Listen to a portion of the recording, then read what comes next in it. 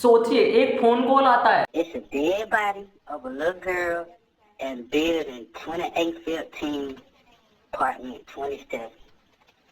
Can y'all please hurry up? Okay, what's the address there?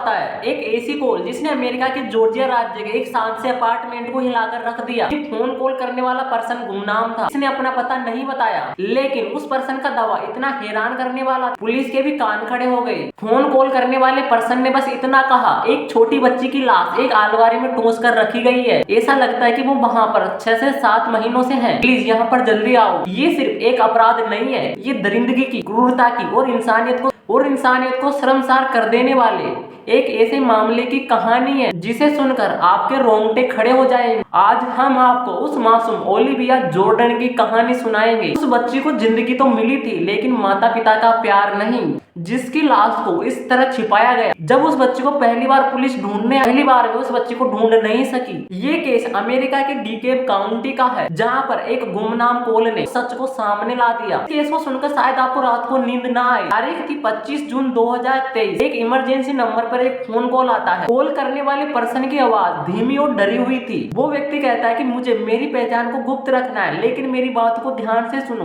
Building 2815 apartment 27, इसमें एक छोटी बच्ची की लाश छिपी हुई है। प्लीज यहाँ पर जल्दी आओ। उस बच्ची की लाश को देखने ऐसा लगता है उस बच्ची की लाश वहाँ पर कम से कम 6 से 7 महीने से पड़ी हुई थी। जब फोन कॉल पर ये सब बातें होती और बच्ची की लाश के बारे में बताया जाता है, तो पुलिस अधिकारी मिसोरी वाटर ड्राइव उस अपार्टमेंट पर पहुंचते हैं। बाहर से देखने पर सब कुछ शांत था, लेकिन दरवाजा थोड़ा खुला हुआ था। पुलिस अंदर जाती है। अपार्टमेंट अंदर से एकदम वीराना लग रहा था। चीजें बिखरी हुई पड़ी थी, फर्नीचर पड़ा हुआ था। उस अपार्टमेंट में बच्चों के खिलौने भी थे, पर वहाँ पर कोई भी इंसान नहीं था। सब कुछ वैसा ही था जैसे कोई अभी अभी घर छोड़कर गया हो। पुलिस ने उस अपार्टमेंट का एक एक कमरा चेक किया, उन्हें कुछ भी अजीब नहीं लगा। अधिकारियों ने इस घटना स्थल को क्लियर घोषित कर दिया। उनका मानना था कि ये किसी की शरारत थी, यहाँ पर कुछ भी ऐसा नहीं मिला। उन्हें बच्चे की लाश नहीं मिली। जब पहली बार पुलिस वाले यहाँ पर आए थे, उन्हें बच्चे की लाश नहीं मिली। उन्होंने सोचा किसी की शरारत होगी या कोई अफवाह, लेकिन उस गुमनाम पर्सन ने फिर 2 घंटे बाद में पुलिस को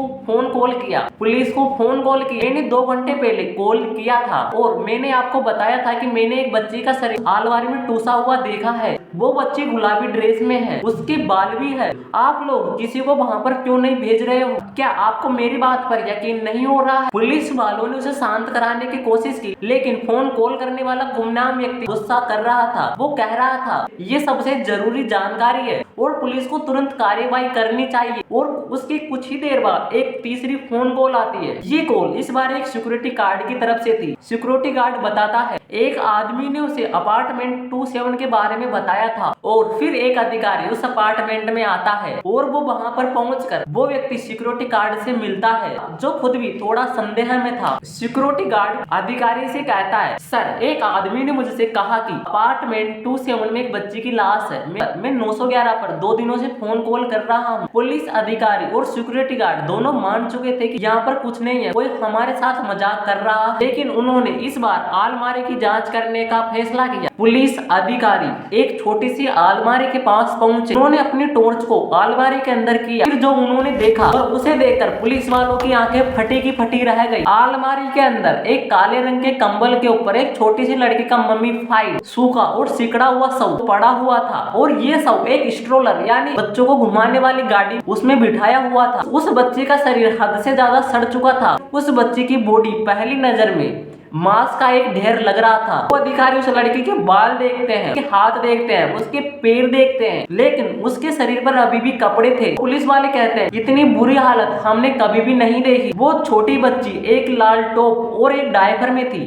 उस बच्ची के ऊपरी शरीर को मोड़कर रखा हुआ था और उस बच्ची की लाश के ऊपर पुलिस को एक लाल रंग का महिलाओं का फर्श मिलता है और उस फर्श में था एक आईडी और एक बैंक कार्ड। और जो पुलिस को आईडी मिलती है वो आईडी थी 27 साल की एक अलांद्रे होश महिला की, जो उसी अपार्टमेंट में रहती थी। और जब पुलिस को पहली बार नाम पर्सन ने फोन किया था, लग रहा था एक मजाक है, एक शरारत है। पुलिस वालों ने उस अपार्टमेंट को पूरी तरह चेक किया तो उन्हें एक अपराध का शिकार बनी एक मासूम बच्ची का कंकाल मिलता है। अपार्टमेंट के मैनेजर ने बताया अलांद्रे और उसका पति कैमरून होब्स इस अपार्टमेंट में रहते थे। हैरानी की बात यह है, उन्होंने 2 हफ्ते पहले अपार्टमेंट को लीज के नाम से हटाने का आवेदन किया था, बिना किसी तनाव या जल्दबाजी के, मानो कुछ हुआ ही ना हो। और ये जांच अब आगे बढ़ती है। पुलिस ने चाइल्ड एंड फैमिली सर्विसेज से बात की। पता चला कि अलांद्रे की 3 बेटियां हैं। एक बेटी 2 साल की, दूसरी बेटी 4 साल की और तीसरी बेटी 7 साल की। 2 साल की बच्ची को पुलिस अधिकारियों ने उसकी मां अलांद्रे के साथ सुरक्षित पाया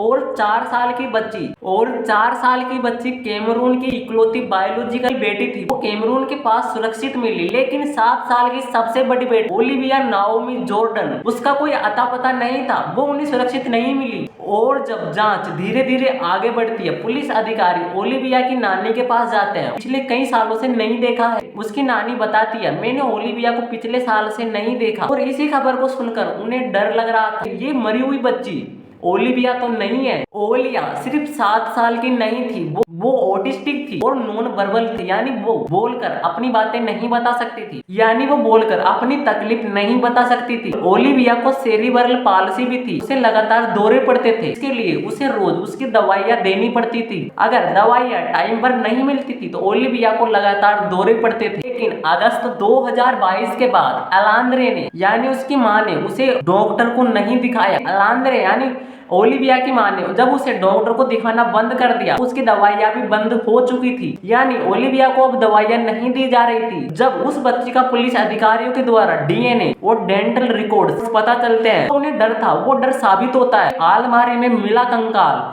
ओलिविया जॉर्डन का ही है। जिस बच्ची को लापता तक नहीं बताया गया था, वो 6 से 7 महीनों से उसी घर में एक छोटी सी अलमारी में कंकाल बन चुकी थी। जब ओलिविया का शरीर मिलता है, 4 दिन बाद अलांद्रे ओब्स जॉर्जिया यानी ओलिविया की मदर, वो एक होटल में मिलती है जहाँ पर उसकी 2 साल की बेटी भी उसके साथ में थी। ओलिविया की मदर यानी अलांद्रे से पूछताछ करना शुरू किया। उन्होंने अभी तक अलांद्रे को यह नहीं बताया ओलिविया की लाश मिल चुकी है। वो पुलिस अधिकारी सिर्फ जानना चाहते थे तो ओलिविया कहाँ है। ये वो टाइम था जब पुलिस अधिकारियों ने अलांद्रे यानी ओलिविया की माँ से पूछताछ करना शुरू किया। पुलिस का पहला सवाल था, तुम्हारे बच्चे कौन कौन है? अलांद्रे, उसका जवाब आता है, ओलिविया 8 साल की, मेरी एक बच्ची ओलिविया है और एक 4 साल की बच्ची और एक 2 साल की बच्ची है। पुलिस का दूसरा सवाल था, ओलिविया आखिरी बार कहाँ पर मिली थी? अलांद्रे का जवाब था, कैमरून, यानी उसके पति के पास। कैमरून, वो मुझे उससे मिलने नहीं देता। कैमरून एक सनकी आदमी है, उसने मुझे मारा। मेरी ऑटिस्टिक बेटी को सफेद लोगों को देना चाहता था। मैंने मेरी बेटी ओलिविया को आखिरी बार नहीं देखा, वो कैमरून यानी मेरे पति के पास है। अलांद्रे ने इस पूरे इल्जाम को कैमरून यानी उसके पति पर डाल दिया। वो पुलिस अधिकारियों को बताती है, मेरे पति कैमरून ने मेरी 2 साल की बेटी के साथ मुझे घर से निकाल दिया और मैंने ओलिविया को मेरे पति कैमरून के पास छोड़ दिया था। और अब पुलिस अलांद्रे के पति कैमरून को भी बुलाती है। कैमरून ने पुलिस को साफ साफ बताया। कैमरून पुलिस अधिकारियों को बताता है, मैंने पिछली गर्मियों में घर छोड़ दिया था और तीनों बच्चों को अलांद्रे के पास छोड़ा गया था। जब ये बातचीत चल रही थी तभी पुलिस को एक खौफनाक जानकारी के बारे में पता चलता है। कैमरून की मां ने पुलिस अधिकारी को एक तस्वीर दी थी और उस तस्वीर में ओलिविया की छाती पर एक बड़े हाथ के निशान थे, जैसे कोई चोट का निशान। कैमरून की मां ने आरोप लगाया था कि अलांद्रे अपनी बेटी को मारती है। अब तक इस पूरे केस में कौन झूठ बोल रहा था, अलांद्रे या उसका पति कैमरून? पुलिस ने कैमरून की 4 साल की बेटे का फोरेंसिक इंटरव्यू लिया। इस बच्ची की बातों में वो सच छिपा हुआ था, बड़ों के झूठ से भी कहीं ज्यादा भयानक था। 4 साल की बच्ची बताती है, पापा ने मुझे यहाँ मारा, पापा ने मुझे यहाँ मार डाला, पापा ने मुझे यहाँ मार डाला था। जब पुलिस अधिकारी उस 4 साल की बच्ची से पूछताछ करते हैं, उस बच्ची को उसके पिता के बारे में पूछा जाता है तो वो बच्ची उदास चेहरा बना लेती है। उस बच्ची को उसकी माँ और छोटी बहन के बारे में पूछा जाता है तो वो खुशी का चेहरा बना लेती है। लेकिन जब उस बच्ची से उसकी सबसे बड़ी बहन ओलिविया के बारे में पूछा जाता है तो वो 4 साल की बच्ची गुस्से वाला चेहरा बना लेती है और फिर बिना किसी सवाल के उसने वो शब्द बोले जिसने पुलिस को हिलाकर रख दिया। 4 साल की वो बच्ची बोलती है, कंकाल, कंकाल अंधेरे में है। पुलिस अधिकारी उनसे पूछते हैं, अंधेरे में कंकाल कौन है? 4 साल की बच्ची, वो गुलाबी वाली, गुलाबी कंकाल। उस 4 साल की बच्ची ने अपनी बहन ओलिविया को अंधेरे में पड़ा हुआ कंकाल कहा। क्या उस 4 साल की बहन ने अपनी सबसे बड़ी बहन की मौत को करीब से देखा था? उसने अपनी आंखों के सामने अपनी बहन की मौत देखी थी, या ये किसी सदमे का नतीजा था? अब जांच अधिकारी अलांद्रे को पूरा सच बताते हैं। उन्हें ओलिविया की लाश मिल चुकी है, उसे अलमारी से बरामद कर लिया गया है। अधिकारी अलांद्रे को कहते हैं, तुम्हारे पास आखिरी मौका है, तुम ये दिखावा बंद करो कि तुम्हें कुछ नहीं पता। तुम्हारी बेटी के साथ क्या हुआ है? तुम्हारी स्पेशल नीड्स वाली बेटी के साथ क्या हुआ है? हमें पूरा सच बताओ। इन बातों से अलांद्रे पूरी तरह टूट गई, उसका शांत मुखौटा पूरी तरह उतर गया। अलांद्रे टूटी हुई आवाज में बोलती है, हाँ मैंने उसे वहीं पर छोड़ा था। तो अलांद्रे कहती है कि जब मैंने ओलिविया को वहां पर छोड़ा था वो पूरी तरह जिंदा थी।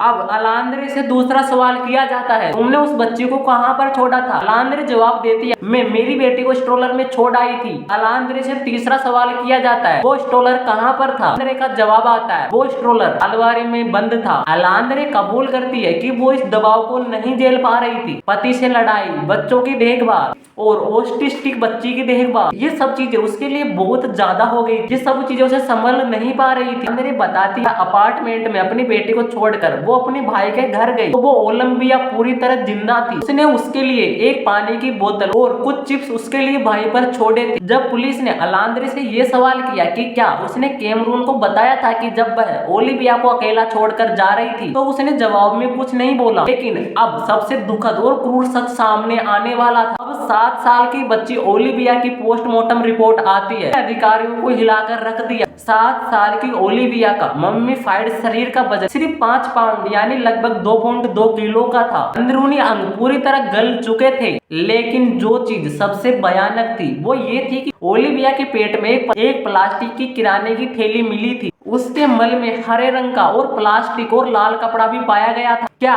इसका मतलब ये है जब ओलिविया की भूख सहन नहीं हुई तो उसने खाने की जगह प्लास्टिक की थैलियां और कपड़ा खा लिया था? क्या इसका मतलब यही है जब ओलिविया को भूख बर्दाश्त नहीं हुई, जब ओलिविया को बहुत भूख लग रही थी तो उसने खाना न मिलने पर खाने की जगह प्लास्टिक और थैलियां खाना शुरू कर दिया? अलांद्रे बताती है कि जब वो उसे वहां पर छोड़कर गई थी तो उसके लिए एक पानी की बोतल खाने के लिए कुछ देकर गई थी। एक और बात जो अलांद्रे बताती है, अपनी बीमारी की वजह से हिल नहीं सकती। उसका दिमाग 2 महीने की बच्ची के जैसा, इसलिए वह स्ट्रोलर से बाहर नहीं निकल पाई। लेकिन पुलिस को ये बात गलत लगी। ओलिविया को स्ट्रोलर में बांधा नहीं गया था। अगर वो बच्ची वहां पर जिंदा होती तो किसी भी बच्चे की तरह वह रोती, चिल्लाती, हिलती डुलती, स्ट्रोलर को वो जमीन पर गिरा सकती थी। और पुलिस ने आखिरी बार अलांद्रे से पूछा, तुमने उसे छोड़ा क्यों? अलांद्रे जवाब देती है, मेरे पास कोई सहारा नहीं था, मैं अकेली थी, मेरे और कैमरून के बीच झगड़े होते थे, कोई मदद नहीं कर रहा था। और जब पुलिस ने पूछताछ बंद की और अलांद्रे को कुछ देर तक अकेला छोड़ा, वो फूट फूट कर रोने लगी। अलांद्रे रोती हुई कहती है, मेरा बच्चा कहाँ है? मुझे मार डालो, मेरे जीने का कोई फायदा नहीं है। इस क्रूर अपराध के लिए अलांद्रे होप्स को गिरफ्तार कर लिया गया। उस पर हत्या और बच्चे के साथ क्रूरता के गंभीर आरोप लगाए गए। अलांद्रे के पति कैमरून पर कोई भी आरोप नहीं लगाया गया।